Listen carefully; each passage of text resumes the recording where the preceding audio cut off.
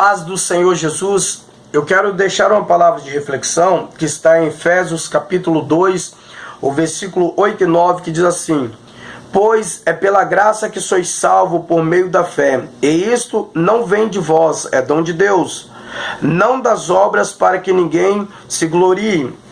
E também quero deixar Tiago capítulo 2, o versículo 17 e 18, que diz assim: assim também a fé, se não tiver obra, é morta em si mesma.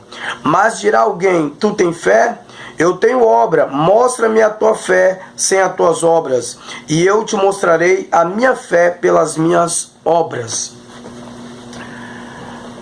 Existem muitas pessoas que estão falando que o homem não precisa ter obra para ser salvo. E isso me preocupa muito. Por quê? Por exemplo, se eu te perguntar, ou se eu te pedir 3 versículos bíblicos no Antigo Testamento.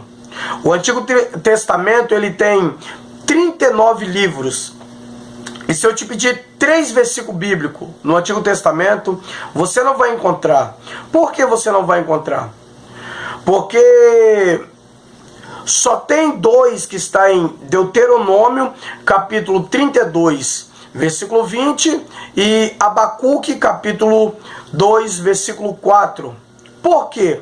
Porque o povo judeu, a fé para eles é confiança em Deus, mas a partir do momento que eles têm confiança, eles têm obra. Quando você vê Abraão, lá em Gênesis capítulo 15, o versículo 6, você vê que Abraão, ele ouve a voz de Deus, e agora ele vai fazer aquilo que Deus mandou. E o que Deus mandou ele fazer?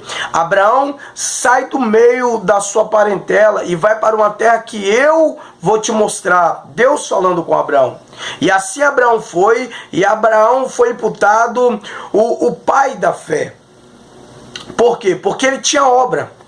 E o Antigo Testamento, quando você vai procurar fé, você vai ver confiança em Deus. E através dessa confiança, sempre obras.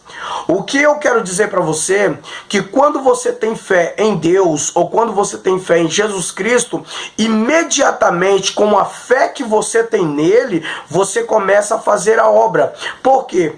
Para mim saber que você tem fé em Cristo, eu vou ver pela sua obra, porque somente eu olhar para você e você falar para mim que você tem fé, mas eu não vejo obra nenhuma, não tem como eu acreditar que você está confiando em Cristo.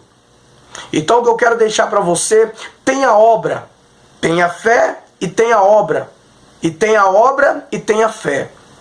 Porque se você não tiver fé, se você tiver fé, mas não tiver obra, a sua fé é morta. Mas se você tiver obra e não tiver fé, também ela é morta. Amém?